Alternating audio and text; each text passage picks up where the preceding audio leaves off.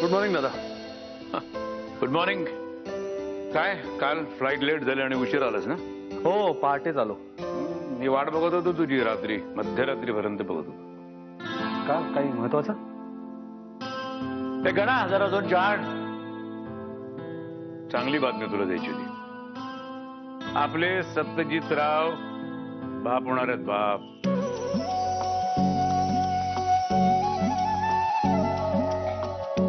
म्हणजे ही बातमी तुला अंकिताला दिली असतीच, पण मीच तिला सांगितलं की ही बातमी मला तुला द्यायची म्हणून. अरे काय सांगतोयस काय दादा? अरे खरंच मस्त बातमी आहे ही. म्हणजे मंजिरी, तू आधी सांगितलं असतास ना, सगळी कामं सोडून आधी इथे आलो असतो. बस बस आज कंपनीत बोनस जाहीर करून टाकतो मी. मी काय म्हणतो दादा, आपण पण जाऊयात का कोल्हापूरला? कधी एकदा मंजिरीला भेटीन असं झालंय. म्हणजे सत्यजितरावांना भेटलं पाहिजे ना, आपण भेटून त्यांचं अभिनंदन करूयात ना. ती काल रात्रीच त्यानं फोन केला होता आणि त्यांचं अभिनंदन केलं. खुश आहेत ते, एकदम खुश. बरं पण मग आपण कधी जाऊयात कोल्हापूरला? हे बघ, माझं सगळं आटपलेलं आहे. तू लवकरात लवकर तुझं आटपणे तयार हो आणि ऑफिसला ये. तिकडे दिल्लीमध्ये तुझी जी काय चर्चा झाली त्याच्यावर तू बोलून मग सगळे डिसिजन्स घ्यायचे, तेव्हा लवकरात लवकर तयार हो आणि ये. सो लवकरात लवकर तिकडे पोच.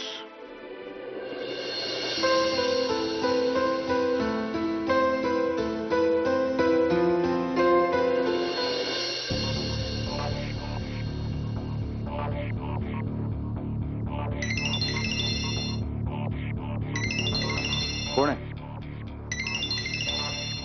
तांबडे बाबाचा भक्त. काय मुधोळकर? व्हेरी बिझी नावडे. Not calling, not reporting. Me and Baba Tambde feeling bad. Not good. When are coming to visit Tambde Baba? तांबडे बाबाच्या दर्शनाला कधी येता? मी तुला भेटायला तुझ्या घरी किंवा तुझ्या ऑफिसला आल्यानं आपली कामं होतात का रे दादा? मिस्टेक मुधोळकर. आम्हाला अरे तुरे म्हणत नाही कुणी, तुम्ही म्हणले आता. मी असंच बोलतो, कळलं का? आणि मी असंच बोलणार. परवडत असेल तर घे, नाही तर सोडून दे. Mudholkar, insult me, you insult me. तू मुधोळकर त्या सिरियल मधल्या सासू सारखा वागतो. विचारला तू? तुझा बुडालेला धंदा मी तुला मिळवून दिला. लॉकअप पडली तुझी बायको, एका फोन कॉलवर मी सोडून बाहेर काढली. तू विसरला? ऐसान फरामत. ए दादा, मी तुला आणि तू मला मान देण्याचे पैसे कमवतो का आपण? नाही ना. कामापुरतं रिलेशनशिप आहे आपलं, कामापुरतंच ठेव.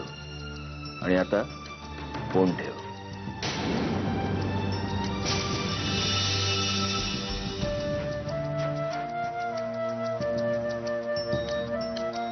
काय भेटायला बोलवतोय. कामं नाहीत का मला दुसरी? मग मी जातो. काय बऱ्याच दिवसात काही टाइमपास झाला नाहीये ना, येतो जाऊ.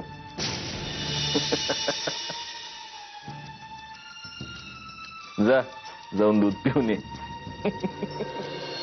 मीरा, ए मीरा, भाजी घेऊन जा. दे, मी देते. अहो राहू दे, मी अगं दे ग. देते मी. बरं मला सांग, अगं दिवाळी जवळ आली आ, फराळाचं वगैरे करायचं आहे का नाही? काय आजकालच्या पद्धतीनुसार बाहेरनं विकत आणायचंय? नाही, खरं तर आता नाही जमत.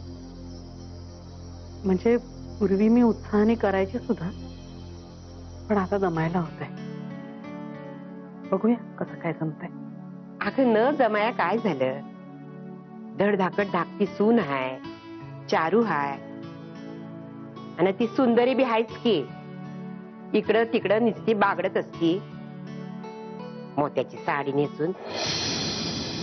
अगं लाडू करंज्या शिकली तर सासरची मंडळी नावं तरी ठेवणार नाहीत.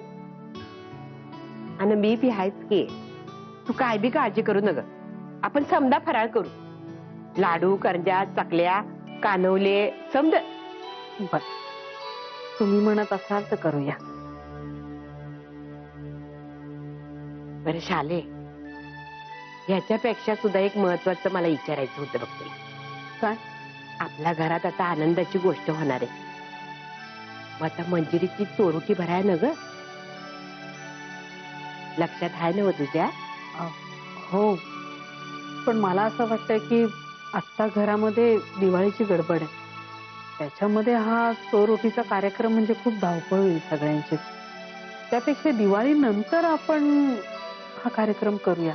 म्हणजे सत्यजितशी बोलून ठरवूया ना तसं. ठीक आहे. अगं मंजिरी, तुझ्याबद्दलच बोलत होतो बघ आम्ही.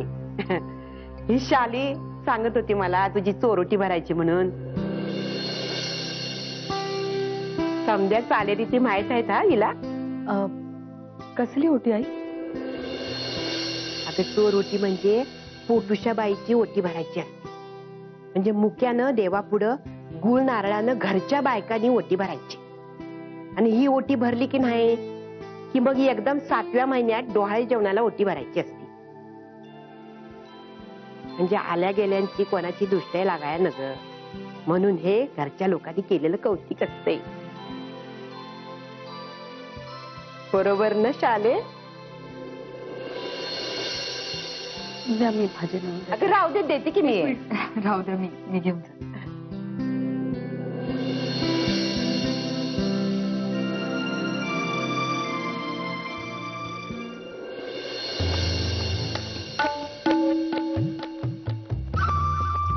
तू अजून फोटो का नाही दाखवलेस मंजिरीला? मुहूर्त काढतेस काय? फालतू टाइमपास आहे. चल उठ, चल आत्ताचा आत्ता फोटो दाखव. चल. काय करतेस ग कुत्र मागे लागल्यासारखं? बरं दे फोन दे. तुझ्या फोन मध्ये सेंड केलेत ना? आता फोन हा असो किंवा तो, चेहरे बदलणार आहेत का तुमच्या दोघांचे? घे जा.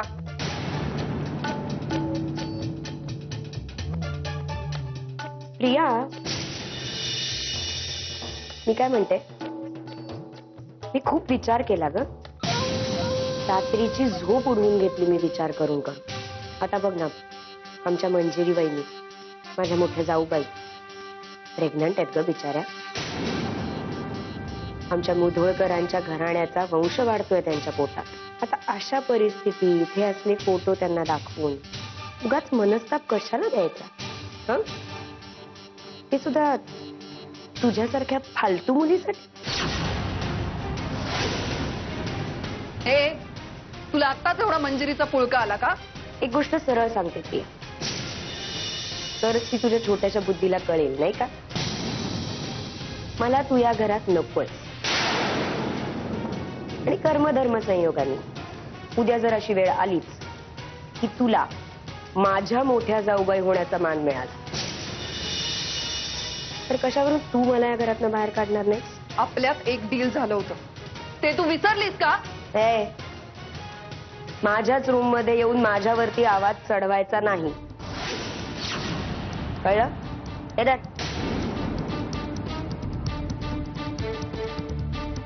कसं आहे प्रिया, आमच्या मंजिरी बहिणी चढवतात का बरं आवाज असा? किती अद्विनी गोड छान बोलतात की नाही सगळ्यांशी. गोंधळाच्या दिवशी तुम्ही सगळ्यांनी मला वाळीत टाकलं होतं. त्या दिवशी मंजिरी वहिनी मला हाताला धरून बाहेर घेऊन आली. नाही तर तू दादांनी दूध ढवळायला सांगितलंय म्हणल्यानंतर मला बाथरूमही साफ करायला लावलं असतं नाही का? नेत्रा, या सगळ्या मागे ना तुझा नक्की काहीतरी डाव आहे. मला माहिती नाही काय, पण काहीतरी नक्की आहे. माहिती होऊन करणार कायस तू? प्रिया, या जगात ना 2 प्रकारची माणसं असतात. एक तर खूप चांगली किंवा खूप वाईट. मंजिरी वहिनी पहिल्या प्रकारात आणि तू दुसऱ्या प्रकारात. पण गंमत अशी आहे ना, की या दोन्ही प्रकारची माणसं माझ्या डोक्यातच जातात. पहिला प्रकार नशिबाने फायदेशीर असतो, दुसरा नाही. त्यामुळे निघायचं. सोडणार नाही मी तुला. चल बरं प्रिया, एक गोष्ट सांगायची राहिली. माझ्या फोन सारखं डिलीटचं एक बटन तुझ्याही फोनला.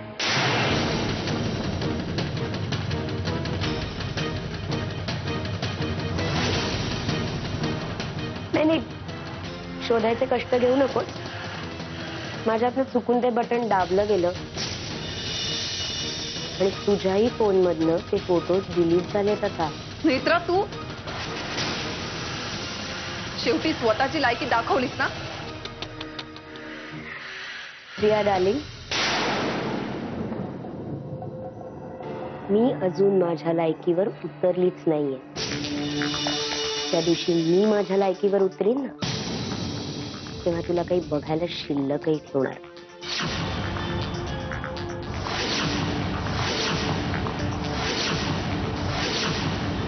या.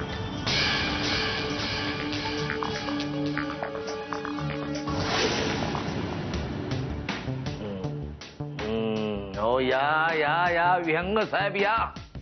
अहो किती दिवसांनी दर्शन देताय तुम्ही आम्हाला. Welcome welcome.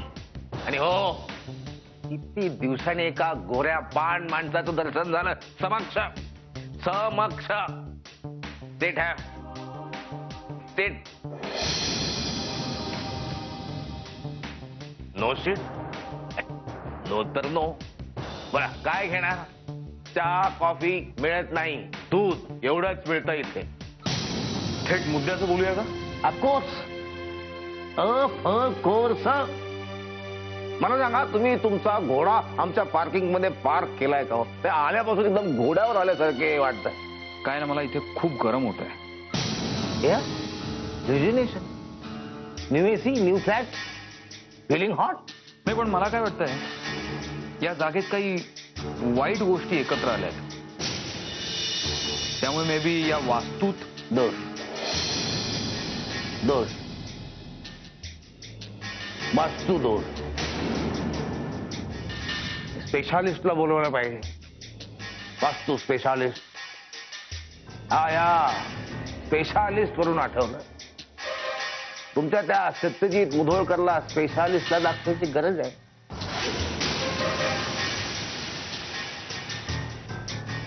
आम्हाला धमक्या देतो.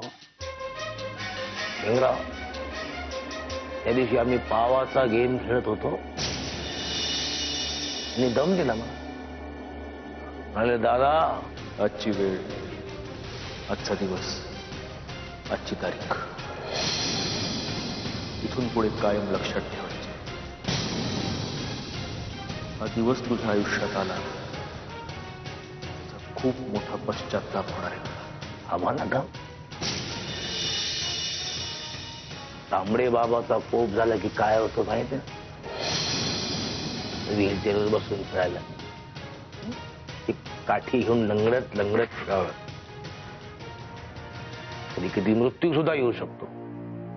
तर मुधोळकरला सांगा की टेक केअर घ्या म्हणा.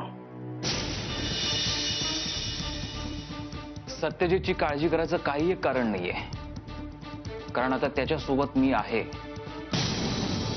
बाय. Excuse me.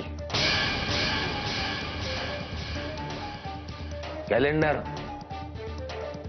तुमच्या मुधोळकरला सांगा, आमच्याकडं पण कॅलेंडर आहे. तारीख, वार, वेळ आम्ही पण लक्षात ठेवलेले. समजा चुकून विसरलो तर तांबडे बाबा आम्हाला आठवण करून देतात. तुमच्या मुधोळकरला सांगा की खरंच टेक केअर घ्या.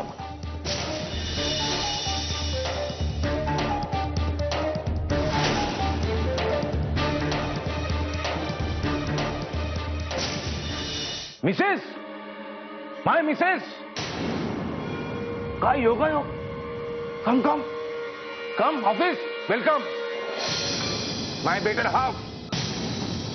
अहो, तुम्हाला बघायला आमचे डोळे इतके तरसले होते की आम्ही तुम्हाला कॉल केला आणि म्हणालो घरी नका जाऊ, डायरेक्ट ऑफिसला. New office, new AC, resignation, हवीज फिटनेस, हवीज फिटनेस. तुम्ही ओके, आम्ही ओके. तर या सगळ्या प्रकरणातून आपण काय धडा शिकलो मुलांनो?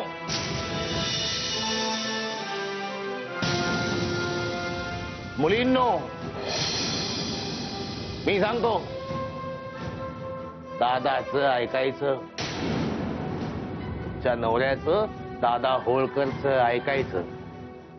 2, चुकीचं वाकडं पाऊल पडू द्यायचं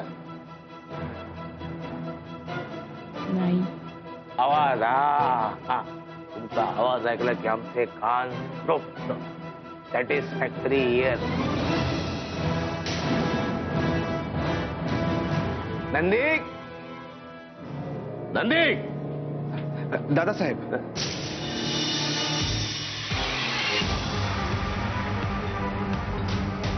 नवीन ऑफिस आहे. मॅडमला घरी घेऊन जा आपल्या. This way. हो. I come after, soon later. Go. काय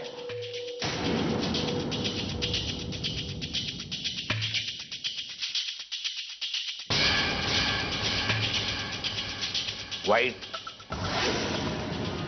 गो and tell your friend, take care घ्या म्हणा. हा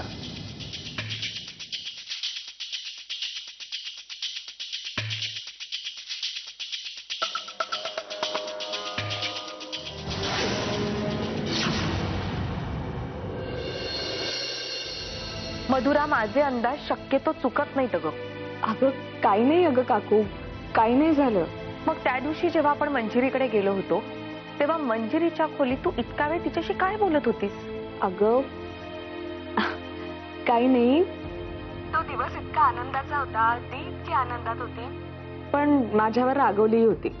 आपण उगाच एवढी खेळणी आणली असं तिचं म्हणणं होतं. एक मिनिट मधुरा, पण मग तू काय एवढी टेन्स्ड होतीस? अगं मला तर आठवत पण नाहीये की मी कधी टेन्स होते. तुला असं का वाटतंय? मधुरा, माझ्याशी खरं बोलतेस ना तू बाळा? मंजिरी आणि सत्यजितराव ह्यांच्यात सगळं काही ठीक आहे ना? म्हणजे रूम मधून बाहेर आल्यानंतर तुझं कशातच लक्ष नव्हतं ग. अगं हा, अगं काकू काय झालं होतं माहितीये का? मी घरातनं निघाले, जरा घाईघाईतच निघाले, तर त्यामुळे ना नळ बंद करायचा राहिला होता अगं. ते माझ्या लक्षात आलं आणि म्हणून मी थोडीशी टेन्स असेन. मग हा, मगाशी तर असं म्हणाली होतीस की तुला कारणही आठवत नाहीये म्हणून. एक बास ना ग काकू, एक तू काय अशी पोलिसांसारखी चौकशी करतेस ग? हो ग, ठीक आहे. आणि काय ग, लग्न झालंय ना तुझं? अशी वेगळ्यासारखी काय वागतेस? असं नळ चालू ठेवून घराबाहेर पडतं का कोणी? विहंगराव काय म्हणतील? उद्या ते आम्हाला दोष देतील, घरात लक्ष न देणारी बायको माझ्या गळ्यात मारली म्हणून. काही दोष देत नाही, उलट आभारच मानत असतो तो. तुमच्यामुळे त्याला एवढी सर्व गुण संपन्न बायको मिळाली. बरं चल, मी ठेवते फोन. आणि हो, काकाला हाय सांग. हो सांगते मी. चल बाय.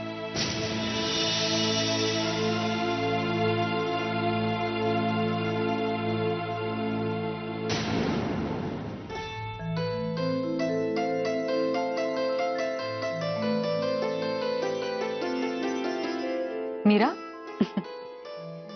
काय ग, आज सकाळी यायला खूप उशीर झाला तुला. काही प्रॉब्लेम नाही ना? नाही, कसला प्रॉब्लेम नाही ताई साहेब. अहो दिवाळी आले नव तोंडावर आता.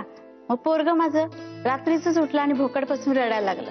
म्हणे दिवाळीला बंदूकच हवी नवीन म्हणून. नवसाचं आहे ना, लय लाडून ठेवलंय. हो, पण एवढ्या मध्यरात्री? अहो पोरांचं काय सांगता येते, कधी बी हट्ट करतात आणि कधी बी रडतात. कसं बिस करून मी झोपावलं त्याला. सकाळी उठला आणि त्याचं तेच पाडा चालू की बंदूक हवी बंदूक हवी. आणि मग बाजारात गेले आणि बंदूक आणून दिली. तेव्हा कुठे तो शांत झाला. शेवटी लहान मुलं ते हट्ट करणारच. अहो जन्मापासूनच लई हट्टी येतो. मांडीवर झोपायची सवय लावली, जरा खाली ठेवला की लागला भोकाड पसरायला. अहो रातभर मी मांडीवर झोपवले त्याला. अहो आता शाळेत जायला लागले, शाळेत न्यायला बी आई पाहिजे, आणायला बी आई पाहिजे. एक मिनिट आईपासून राहत नाही. जसा मोठा होईल, कॉलेजात जाईल, साईबाबांनी फडाफडा इंग्लिश बोलल आणि आम्हाला बी शिकवेल.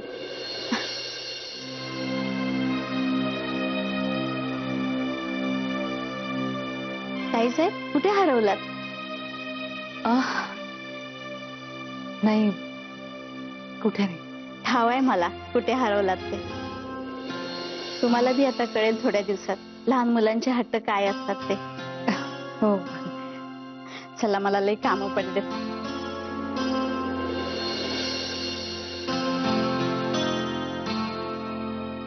काय सांगू,